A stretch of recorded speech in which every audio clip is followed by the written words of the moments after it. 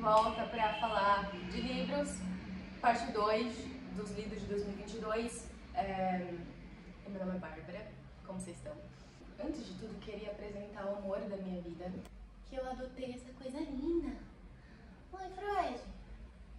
O nome dele é Freud, não só pelo nome, né, da escolha do gato.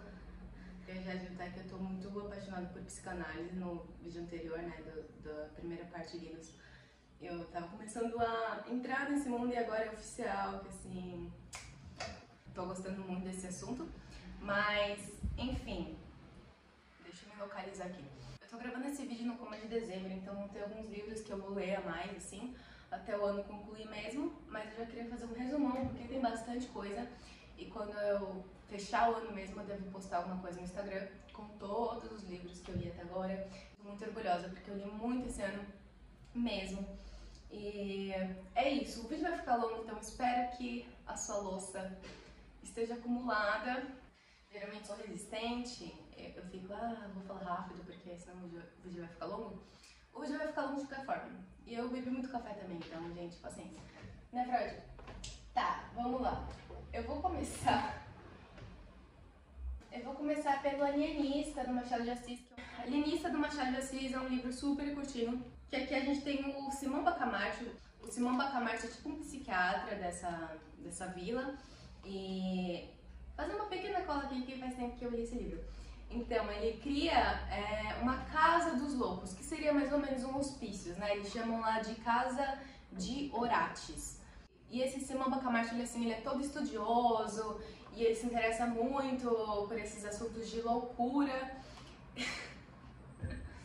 Freud, pelo amor de Deus! Se você quebrar uma coisa aqui, eu vou ficar muito chateada. Tirei o gato porque ia dar merda. Enfim, a questão desse livro é contestar sobre a loucura, porque esse doutor, de início, ele começa a internar as pessoas, assim, até com uma razão, sabe? Ele tinha um senso crítico. Mas, de repente, metade da cidade, mais da metade da cidade de Itaguaí, é internada. Ele contesta, né, o que é realmente loucura. Por exemplo, ele pega um dos moradores dessa cidade, que ele sai distribuindo dinheiro por aí. Ou também uma senhora que ela é mais supersticiosa. Então é um livro que fala dos parâmetros de normalidade, ele é super curtinho. Eu gostei, mas eu confesso que eu esperava mais, assim, eu tinha gostado muito na época da faculdade, não, da escola de Dom Casmurro, Memórias Póstumas. Eu achei que esse aqui ficou um pouco abaixo. Outro livro que eu li foi um conto da Clarice, que chama Onde Estiveste de Noite. É interessante que esse livro aqui, ele tem alguns trechos de outros livros da Clarice. Então eu começava a ler e já sentia que eu já tinha lido esse conto de algum lugar. Por exemplo, ela pega uns trechos de, acho que é Um Sopro de Vida. Um Sopro de Vida, que tem a Ângela Praline, que é uma personagem, só que ela não coloca o nome da Ângela. Meio que modifica uma parte ou outra. Mas é um livro de contos, assim, também não sei se tem muito o que falar, porque é aquela coisa, Clarice, sinestesia, cores, sensações. Tem um conto aqui, que é o do título, que eu achei que é bem fora do comum da Clarice, porque tem uma coisa meio fantástica, sabe? Que geralmente ela não vai pra esse lado. Que assim, parece um sonho extremamente louco, totalmente desconexo, que eu não captei muito assim a mensagem mesmo, mas eu acho que é uma coisa mais sensorial, como a maioria dos livros da Clarice são. Então, até agora estamos nos nacionais. Eu não tô falando em ordem, não. Tô vendo aqui e falando conforme eu vou me sentindo. Bem, eu li 2 livros do... não sei falar o nome desse cara. Byung-Chul Han, né, que ele é um filósofo, um pensador contemporâneo. E eu acho que, assim, dentre os autores que eu li da atualidade, ele é o que mais me pega, assim. Eu acho que ele é um dos que mais consegue captar o comportamento da nossa sociedade atual. Ele é o que escreveu Sociedade do Cansaço, e aí eu li, primeiro, No Enxame, Perspectivas do Digital. E aqui ele fala sobre as mídias digitais e como ela influencia a gente a agir de maneira diferente, né? Ele, por exemplo, fala do shitstorm, que seria, não cancelamento, mas que no mundo digital a gente tem menos filtros e a velocidade das coisas, a velocidade da nossa comunicação é muito diferente do que, por exemplo, se você fosse escrever. A sociedade do espetáculo, de como todo mundo se sente na necessidade de ser visto e você é visto, mas ao mesmo tempo você tem esse olhar mais voyeur, esse olhar de você está sendo observado, porém você também observa os outros. Tem umas ideias muito legais, foi um dos livros que eu mais gostei, assim, porque é muito real, né? Ele fala como a esfera do que é público e do que é privado, eles acabam se confundindo. Isso sempre foi uma questão muito forte pra mim, né? De como, às vezes, as redes sociais parecem um Big Brother e esse distanciamento, ele dá a impressão que ele é mais próximo, mas não é. E as pessoas acabam, muitas vezes, desrespeitando as outras por entrar nessa falsa sensação de que você é íntimo de alguém. E como tem essa indignação tão rápida, mas também que se passa tão rapidamente, que as coisas elas não conseguem ser aprofundadas, a gente não consegue criar um discurso, porque em um dia você tem uma catástrofe, alguma coisa absurda, no dia seguinte já é outra e, sei lá, as pessoas no máximo só repostam alguma coisa por cima sem se aprofundar e depois de 24 horas já tem uma nova polêmica. Então, gostei muito, eu acho que assim, pra qualquer pessoa que é minimamente ligada à internet, faz você pensar em muita coisa. E outro livro também que me marcou muito dele foi sobre morte e alteridade. Eu lembro que eu tinha falado num vídeo passado que eu tava bem fixada por essa ideia de morte. Eu ainda estou. Eu acho que eu vou ficar até morrer, entendeu? Quando eu morrer vai ser o meu momento, assim, de holofotes. E eu não tenho medo da morte, mas assim, gente, eu não sei, eu sinto que tem muita gente que vive na inércia e a morte é algo que cada vez que eu vou ficando mais velha eu vou pensando mais, eu vou entendendo mais, porque a morte, assim como o Sting fala em um documentário sobre cogumelos, tem no Netflix, depois eu acho o nome certinho. A morte, ela é o centro da consciência, né, gente? Tipo, cara, tô gravando esse vídeo aqui, é muito louco também, né? Meio que dialogando com os dois livros, que vai ficar aí provavelmente na eternidade e um dia eu vou morrer, assim como você, assim como tudo. E sei lá, assim, eu não quero entrar em questões religiosas, mas eu acredito, assim, que a minha experiência do que eu estou vivendo aqui é única. E é um assunto, assim, que me instiga muito, então eu procurei ler esse livro. E é muito legal porque ele fala sobre morte e alteridade. Alteridade, eu não pesquisei no dicionário, mas eu entendo alteridade como você se colocar no lugar do outro. Mas não é sobre empatia, é uma coisa mais... não sei, é melhor vocês pesquisarem no Google para ter uma definição mais exata. Mas ele fala assim, da morte e do outro. Então, por exemplo, quando uma pessoa morre próxima de você, ele fala que isso é a primeira morte. Ou seja, com a morte do outro, também se vai uma parte do que você foi, do que você representava para essa pessoa, né? Vamos supor, eu tenho uma avó. Aí a minha avó morre e eu morro. O meu papel de neta, a minha relação que eu tinha com ela também se vai. Então ele fala isso como primeira morte. Eu achei muito interessante essa ideia. O momento da morte, a gente tá no mais eu possível, né? Porque você viveu tudo que você podia viver e você tá no momento assim que você é o seu eu mais extremo. Nunca tinha parado para pensar nisso. Aí também citando outros pensadores, tipo Kant, que Kant tinha uma ideia de morte como feia, né? O Kant era todo, tudo que é belo, tudo que é estético, tudo que é harmônico. Então ele vai contrapondo esses autores, tipo Adorno, tem outros nomes aqui que eu não conheço. Eu senti em alguns momentos assim que ficou um pouco cansativo porque ele vai pra uma... Assim, ele não fala só de morte, ele vai indo pra outros caminhos, mas ainda assim, um dos melhores livros que eu li, porque me fez encarar isso mais de frente. E eu acho que é importante porque eu ainda sinto que a morte é um grande tabu na nossa sociedade. Sempre foi, né? Mas continua sendo e a gente, enfim. Ajuda a gente a entender também, assim, sabe, a nossa efemeridade por este universo, esse planeta Terra. Faz a gente também, ao mesmo tempo que pode ser agoniante, parece que dá uma paz. Porque aí você aprende a colocar o peso nas coisas onde elas realmente cabem. Gente, eu li isso aqui da Joan Didion, O Álbum Branco, eu tava escutando muito falar dela.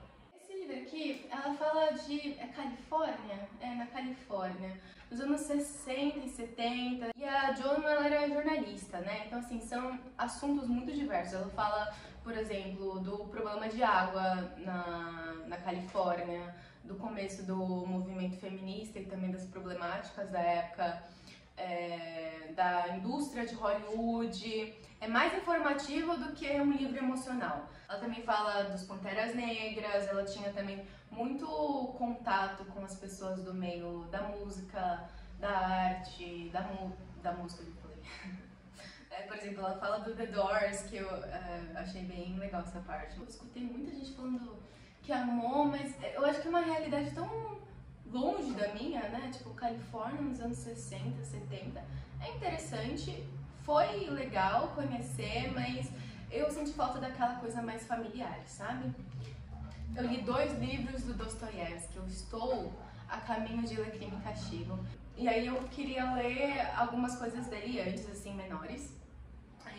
Aí eu li, primeiro, Memórias do Subsolo, que eu amei. Eu não conhecia o estilo de escrita do Dostoiévski, mas eu acho que tem tudo a ver comigo, porque ele é ácido, ele fala assim, ele é objetivo, entendeu? Ele não fica falando assim, porque a luz do dia e o cheiro... Não, ele é direto, reto, e ele tem um humor muito inteligente. Assim, em diversas partes do livro, mais no Memórias do Subsolo do que no Noites Brancas. Noites Brancas... Bem, nossa, um de cada vez, pera. Noites Brancas, ele tem uma pegada mais... não romântica, mas uma pegada mais soft, sabe? Mais leve. E Memórias do Subsolo, não. Memórias do Subsolo é porrada, assim. É sobre um cara que ele se sente super humilhado, mas ao mesmo tempo ele parece que procura essa humilhação perante os colegas de trabalho, do ciclo social dele. Nessa primeira parte do livro, né, são 2 partes, a primeira ele tá nesse subsolo, então é como se ele estivesse num lugar super obscuro, super realmente assim nas profundezas, uma coisa mais de fluxo de pensamento. E na segunda você meio que entende por que ele caiu nesse lugar, que é mais esse contato social que ele tem com as pessoas e de como ele tenta se provar, mas ao mesmo tempo ele faz coisas que ele não quer, mas de alguma forma, por orgulho, ele acaba fazendo. Assim, muitos pensamentos, eu amei esse livro. Já esse aqui, Noites Brancas, é sobre... Achei um enigma esse livro. Eu acho que ele não marca, assim, eu só li 2 livros do Dostoiévski, mas pelo... Ai, ele tá dormindo aqui, né, Fred? Tá dormindo em cima dos livros.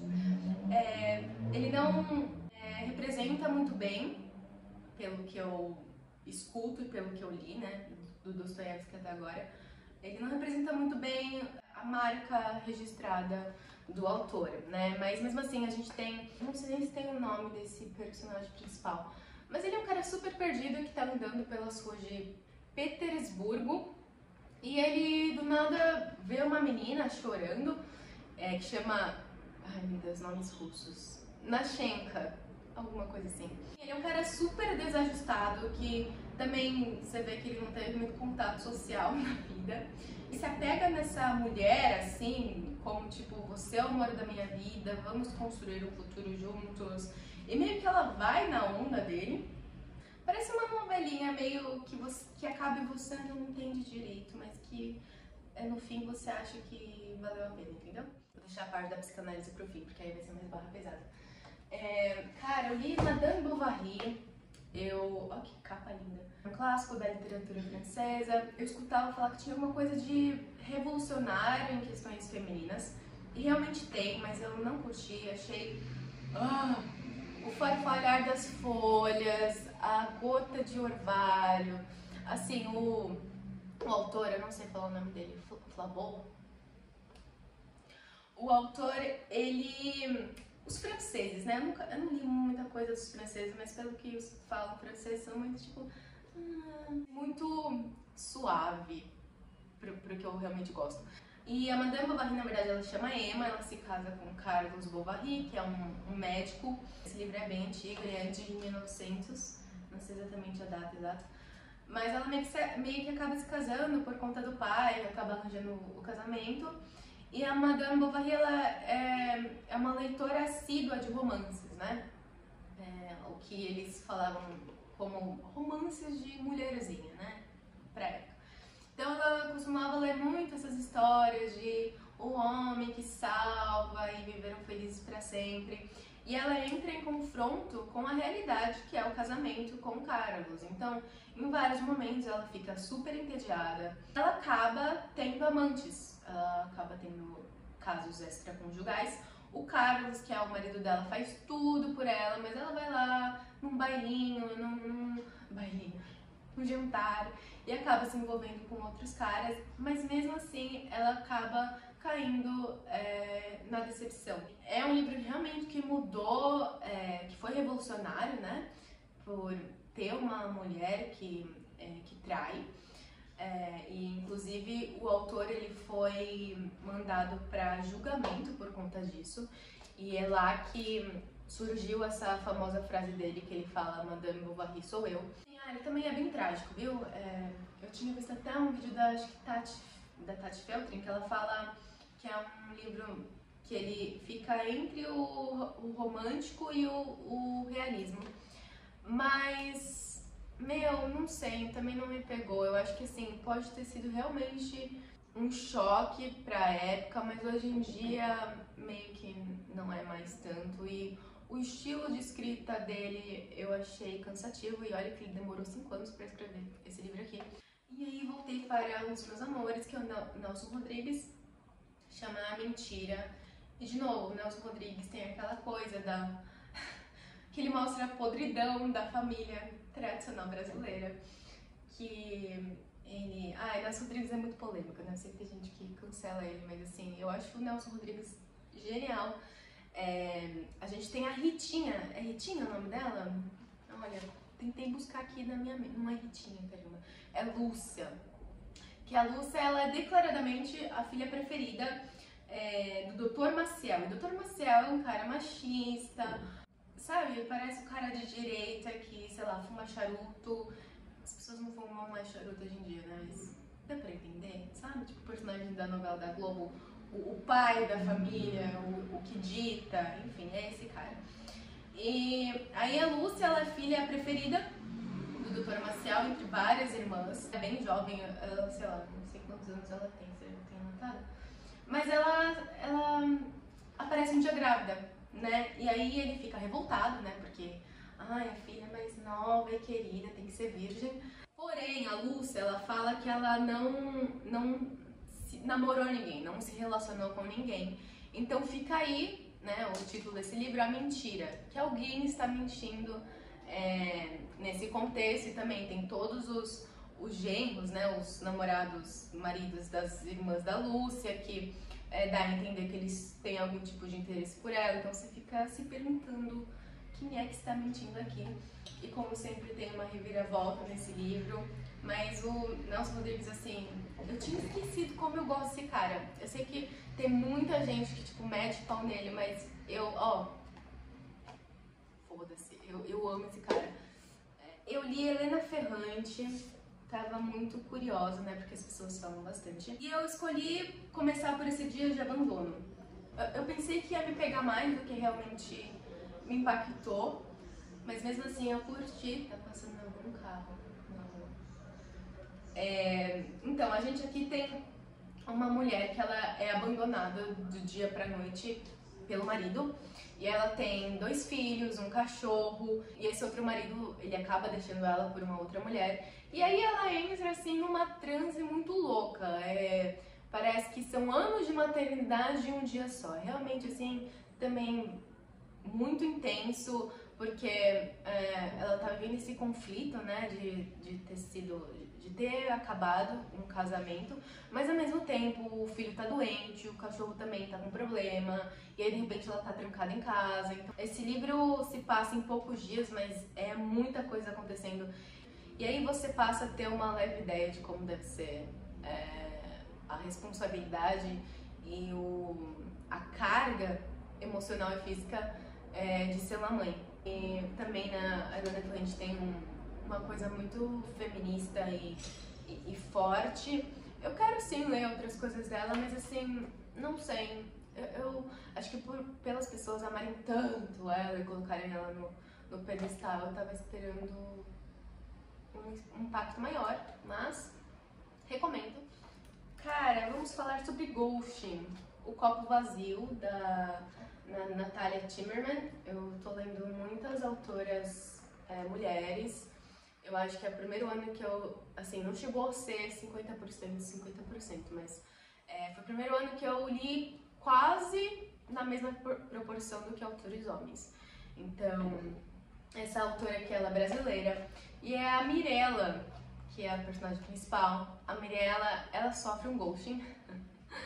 Ela, na verdade, ela acaba conhecendo um cara no Tinder, num aplicativo, né? Quer dizer, ela não sei se ela fala Tinder aqui, mas dá a entender que é um desses aplicativos.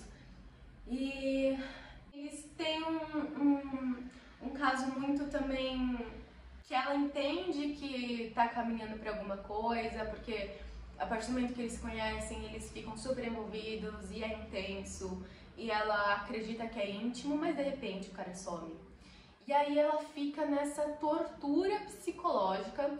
Assim, também eu vou confessar que eu achei um pouco exagerado, entendeu? Porque, ok, tudo bem você sofrer, né, ghosting não é legal, mas ela cai num lugar tão, assim, pesado, do tipo que ela não consegue fazer mais nada por conta desse cara, que ela conheceu na internet e viveu alguns dias, meses, eu acho que nem chegou a ser meses, que eu fiquei levemente irritada, assim, né, mas enfim, é aquela coisa do tipo, parece que só ela sentiu e o cara não. Achei legal que é uma discussão super atual, né, algo que acontece muito hoje em dia, e eu curti a proposta. Eu li também Véspera, da Carla Madeira, meu segundo livro da Carla Madeira. Eu sei que ela chegou a lançar um terceiro aí que eu tô afim. E gostei também muito, quase tanto quanto Tudo é Rio.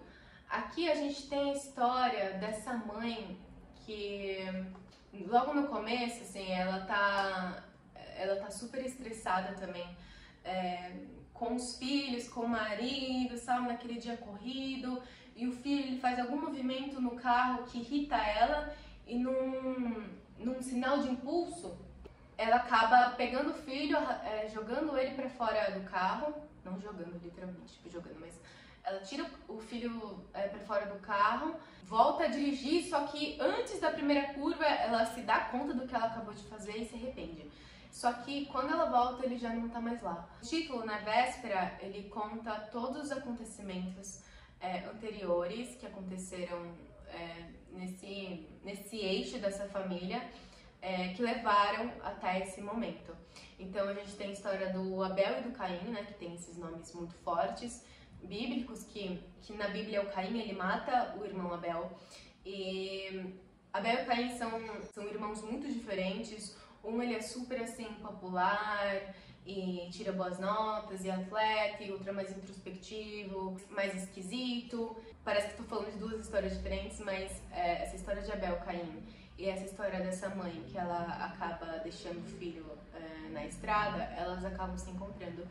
E assim, Carla Madeira, eu acho o estilo de escrita dela maravilhoso, muito sensível. Também ainda na onda de autoras nacionais, eu li esse aqui, que chama Primeiro Eu Tive Que Morrer, da Lorena Portela.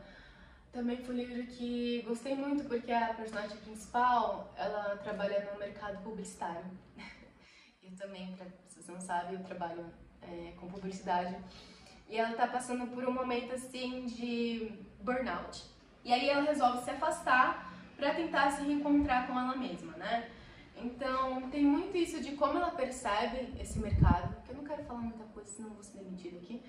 Mas, para quem trabalha com isso sabe, né, de como é um mundo que tem muito ego, que tem muita urgência. Ela precisa se afastar um pouco disso para se reencontrar, né, para se reencarnar, porque o título tem essa ideia de morte, né, para você depois renascer. Então ela vai para Jericoacoara, no Ceará, que assim, o jeito que ela descreve lá, meu, eu preciso ir, porque parece paraíso. Então ela vai lá para descansar e ela acaba reencontrando um amor antigo, uma mulher também. E assim, é um livro que tem mulheres também muito fortes, muito incríveis, o tipo de livro que fala muito sobre ser mulher. De maneira indireta, né? Não é um livro sobre feminismo, mas tem muitas questões que vão mexer mais com quem é mulher. Eu quero falar de alguns livros que eu li no Kindle também. Cara, eu li Daisy Jones and the Six, da Taylor Jenkins Reid. E eu confesso que eu tinha um pouco assim de pé atrás, de achar que talvez fosse muito comercial. E é comercial, mas ele é muito bom. Ele é muito envolvente, assim. Essa mulher realmente ela sabe escrever. Um livro de ficção, ainda que bastante pop, mas que ela descreve assim, de um jeito que parece que a história é real. Daisy Jones and the Six conta a história de uma banda que é fictícia, acredite ou não, porque não parece. O jeito que o livro é narrado é como se fossem várias entrevistas das pessoas que participaram dessa banda, de pessoas que estavam em volta também dessa banda. E aí a gente vai, através desses trechos, né, de um e de outro, a gente vai entendendo o que aconteceu, mas é legal que ela fala que a verdade está no meio. E a Daisy, né, que é a vocalista, digamos assim, ela é super linda, super problemática, bem rockstar mesmo, sabe? E também, assim, essa banda ela se passa nos anos 70, então foi mais um ponto que eu gostei, porque eu gosto muito dos anos 70 e toda essa vibe. Então realmente tem uma coisa muito assim, anos 70, rock and roll, sexo, drogas, e ela até cria um álbum e tem as músicas no fim. Eu achei muito incrível. E aí também tem o Billy, né, que é outro participante da banda, que também tem bastante destaque. Aí fica nessa coisa de Daisy, Billy, e enfim, os outros personagens também são muito interessantes, mas eu achei genial, assim, o jeito que ela consegue compor uma história e fazer com que você sinta que isso realmente aconteceu, porque é tão palpável, sabe? Aí eu li numa leitura conjunta com uma amiga, ela escolheu esse livro aqui, eu fui na dela, oi Yasmin, ela não terminou, ela tava odiando, mas eu li, e chama Tudo Que Sei Sobre o Amor. Aí tem umas palavras riscadas, tipo festas, encontros, amigos, trabalho e a vida. Eu já fui lendo sabendo também que era uma coisa mais levinha, né, mais talvez adolescente e tal. E o começo é bem insuportável, eu achei bem chato, porque parece muito assim problemas de garota rica e branca em Londres. E ela fala assim, na juventude dela, como ela saía pra beber, voltava super louca, e de repente ela tava num lugar que ela nem conhecia as pessoas, e party hard, essas coisas.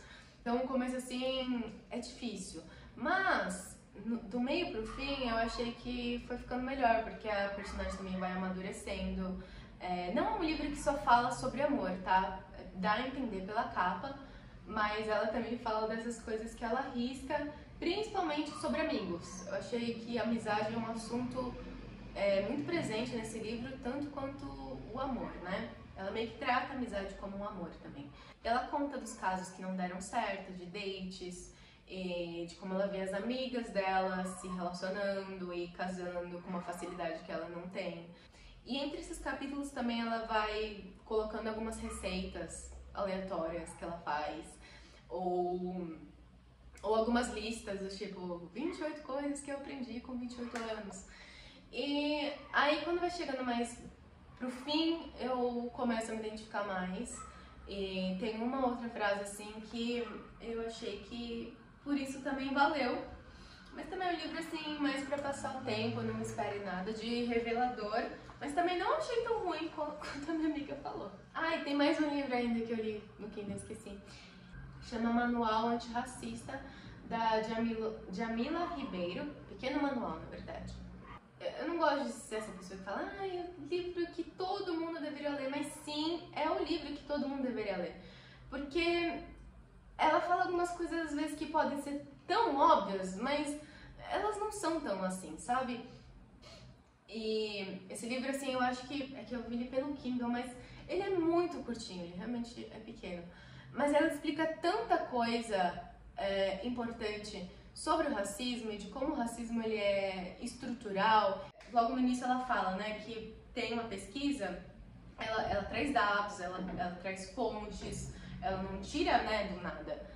A porcentagem de brasileiros que falam que elas acreditam que tem racismo no Brasil, ela é totalmente divergente dos que falam que não são racistas. Deu pra entender? As pessoas falam tipo, ah, sim, eu acredito que tem racismo no Brasil, mas elas falam que não são racistas. Então, essa conta não bate. Ninguém se assume como racista, mas o racismo ele tá também nos detalhes. E ela explica isso de uma maneira muito assim didática, como o racismo ele é estrutural, né? De como os pretos, os negros, eles foram escravizados, eles não eram escravos.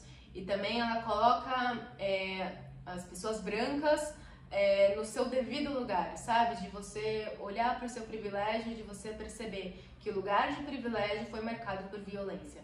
E ela fala assim de muita coisa mesmo, tanto de questões mesmo históricas, mas também ela fala de medidas práticas, individuais e públicas para a luta antirracista, né? Que a luta antirracista ela é uma luta que todo mundo tem que se responsabilizar. Ela fala de como muitos artistas negros eles tiveram esse apagamento e no fim do livro ela bota uma lista assim, de filósofos, pensadores, várias pessoas assim da cultura que são pretos nenhum a consumir mais autores pretos e assim, eu parei pra pensar, né? Eu não tinha lido nenhum autor preto até então, né? E isso me fez também me ver de maneira mais crítica, né?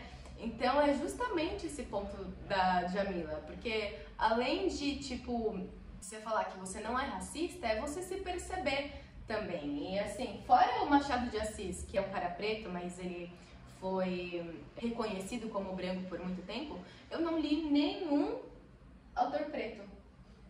A Jamila é a primeira. E isso também me fez me questionar, né? Que eu deveria, sim, conhecer mais. E eu vou, graças a esse livro, eu vou procurar ler mais autores pretos. Ela escancara algumas coisas que são tão reais, sabe? Do tipo, no mercado de trabalho mesmo, a gente não vê, sendo que mais da metade da população do Brasil, ela é preta, a gente não vê os pretos em lugares de liderança. E isso deveria ser um absurdo. Assim, não adianta as empresas contratarem uma pessoa preta, ela até fala, né, que ela chama de negro único, e achar que isso é diversidade. Porque a gente realmente não parte do mesmo lugar. E, enfim, é bem revoltante assim, quando ela mostra esses dados e de como a gente ainda está tão atrasado. E vamos pra psicanálise, sentar aí no divã que agora a gente vai conversar. Cara, bem, eu vou começar por Os Complexos Familiares, do Lacan, que foi o último livro que eu li. Entendi 30% desse livro. Achei a escrita do Lacan muito difícil, é muito... é muito geral, e ele usa uns termos psicanalíticos que parece que são próprios dele, eu senti uma falta de exemplificação. Mas ele fala dos complexos familiares, que são o complexo do desmame, né, quando a criança para de mamar, o complexo de intrusão, que é quando o filho único passa a ter um irmão, e o complexo de Édipo, né, que é mais conhecido. Ele acaba falando também de neurose, de paranoia, de alguns termos que eu já estava acostumada por conta do Freud. Mas eu senti muita dificuldade mesmo, porque o jeito que ele escreve, assim, eu acho que eu não estava preparada, mas eu consegui sim absorver uma coisa ou outra. Ele dá uma atenção especial para a figura do pai, que ele fala que a figura do pai é tanto uma representação de autoridade e de repressão, mas também de uma revolução sexual. Ele fala do estágio do espelho também, que eu já tinha lido em algum outro livro que eu tinha achado interessante, né, que eu só não sabia o termo, que é quando a criança, por volta dos 6 meses, o Freud passou pelo estágio do espelho. Quando eu adotei ele era menorzinho.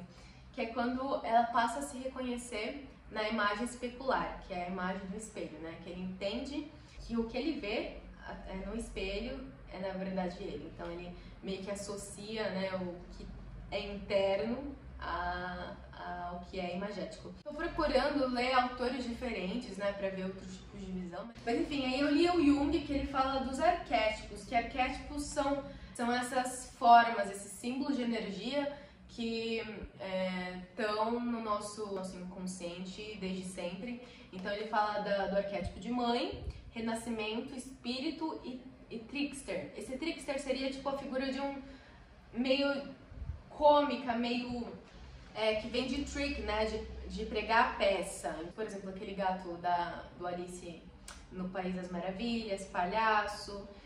E o Jung, eu senti que ele tem uma coisa meio hindu, meio budista. Ele é tipo o primo hippie, entendeu? Da psicanálise. É uma coisa zen, é um pezinho no Oriente. É legal também que o Jung ele fala do consciente coletivo, né? De como uma vivência grupal ajuda na psicologia das massas.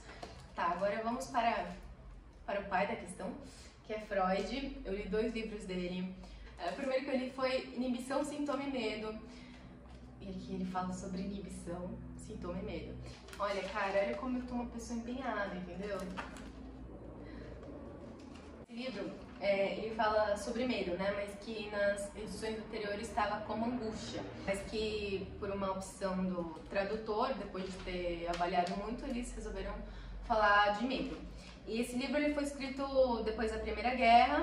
E, cara, ele fala sobre muita coisa, né? Além dos temas centrais, existe o medo real, que é o medo de uma situação real, mas também existe o medo do neurótico, que é o medo que a pessoa tem de algo que é muito desproporcional diante de uma situação real.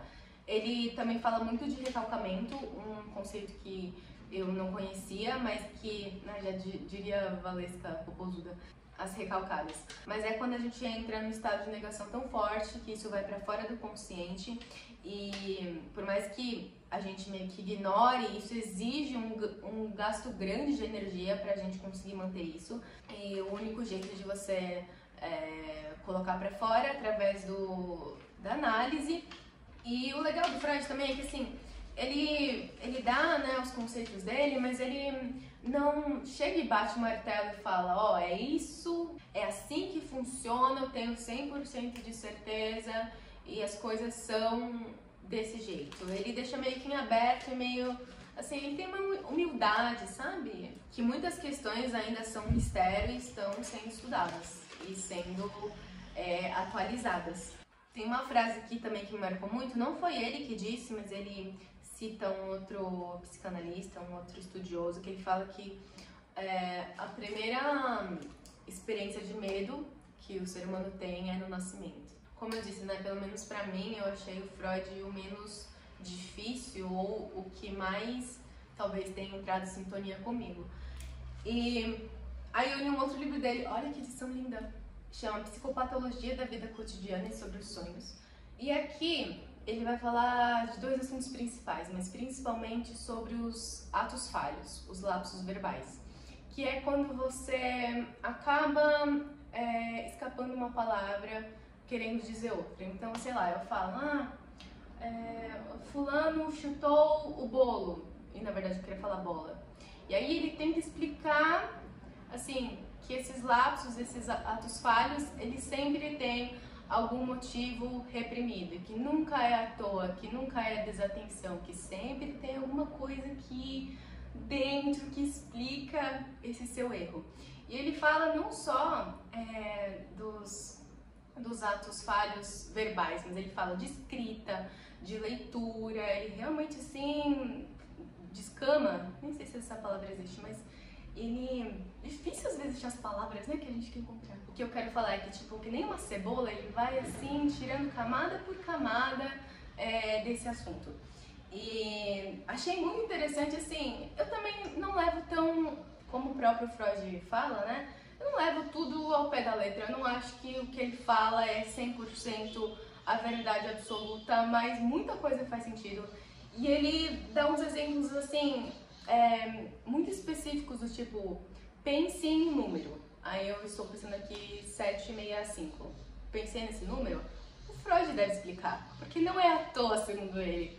Mais que isso, ele fala do esquecimento de impressões, de vivências, de casos de extravio, que é quando você perde algum objeto, ele também dá uma explicação disso. Ele fala que muitas coisas que a gente esquece não são porque elas são irrelevantes, mas muitas vezes são porque elas têm um fundo desprazeroso.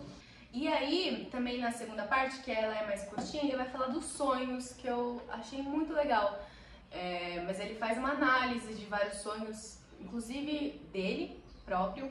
Ele fala que os sonhos são carregados de afeto, de significado, mas que ele sempre tem algum vínculo com alguma ação, algum evento do dia anterior. Eu achei isso muito interessante. Ele fala também como o trabalho dos sonhos gosta de representar ideias opostas pelo mesmo símbolo.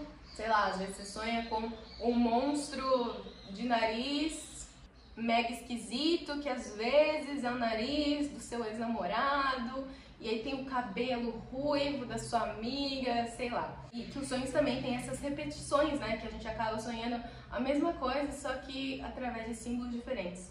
Assim, também, tô muito cadelinha de Freud. Também li O Sujeito na Contemporaneidade, do Joel Biermann. Ele é um psicanalista também, mas ele é brasileiro e contemporâneo.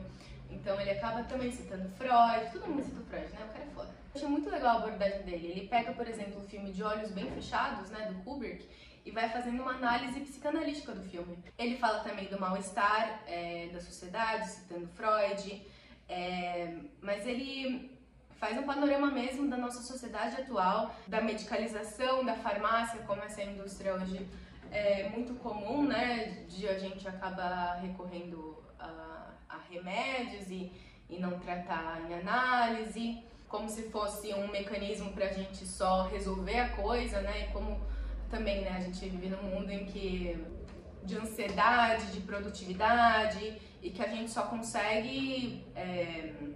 Vou pegar exatamente o trecho dele, que ele fala melhor do que eu. Ele fala assim, ó, agir logo existir.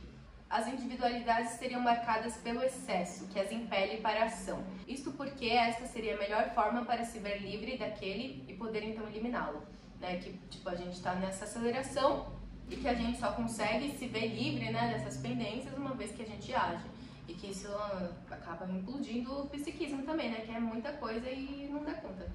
Ele também fala bastante dos vícios, né, de como a nossa sociedade é marcada por vícios, compulsões, cultura às drogas, compulsividade, consumo. Assim, nossa, tem muita ideia aqui que eu anotei. Mas assim, fazer resenhas de livros de psicanálise é difícil, gente. Aí outro livro, assim, que ele não é bem de psicanálise, mas acho que pode ser, sim, considerado. Porque a Anna Sui, que chama A Gente Mira no Amor e Acerta na Solidão, ela traz alguns conceitos, sim, da psicanálise, mas de uma maneira muito mais acessível, muito mais popular. Ela traz referências, assim, de músicas brasileiras, ela cita até o Wesley Safadão.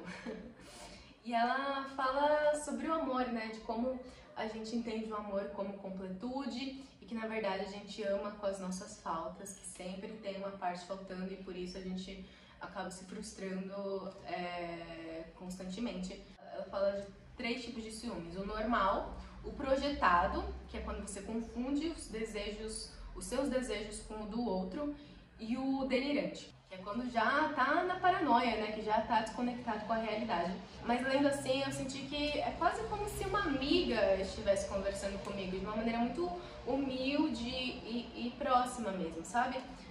Achei que valeu super também. E por último, o último livro também foi uma das melhores leituras. Isso aqui não é bem de psicanálise, mas tem um pezinho lá, porque é uma ficção, chama O Complexo de Portnoy. Também, assim, eu gosto de livro que me faz rir, sabe? Entre muitos outros tipos de livro, quando tem humor, me ganha. E esse autor, o Philip Roth, ele conta a história do Alexander Portnoy, que ele é um nova-iorquino de família judaica. A mãe dele, ela é extremamente controladora, mas assim, extremamente mesmo. Ela é insuportável, mas ela chega a ser cômica. É quase um personagem assim do Woody Allen, né? Aproveitar que você tem Nelson Rodrigues, vamos citar outro autor, outro artista cancelado. Até por conta dessa família judaica. E a mãe dele, assim, ela é totalmente neurótica, ela fica no pai dele o tempo inteiro. E o pai, ele é meio um banana, sabe? Que tem prisão de ventre. E assim, esse personagem, ele cresceu nessa família totalmente caótica. E aí, ele cria esse problema, que é o vício em masturbação. Tem até um nome bonito aqui, acho que é onanismo que eles falam. Mas o Portnoy, ele fica viciado em masturbação, ele não consegue se relacionar romanticamente, né, ter relações reais com as mulheres. Às vezes ele tá numa briga familiar terrível, ele se tranca no banheiro e começa a se masturbar. Então chega a ser cômico, ele é mais cômico do que erótico. Mas ele, assim, é delicioso, é engraçado.